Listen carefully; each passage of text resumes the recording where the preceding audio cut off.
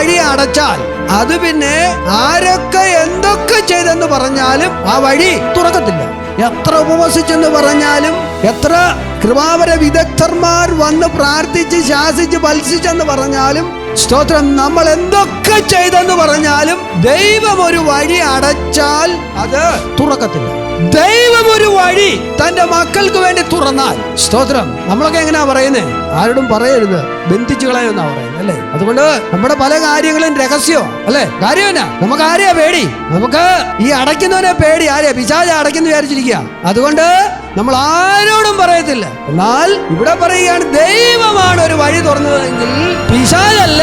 അവന്റെ മൂത്ത വല്യച്ഛൻ വന്നാൽ പോലും അത് അടയ്ക്കാൻ പറ്റുമോ? എടാ, ദൈവം ഒരു വഴി തുറന്നാൽ പിശാചിന് അടയ്ക്കാൻ പറ്റുമോ? സ്തോത്രം, പറ്റത്തില്ല.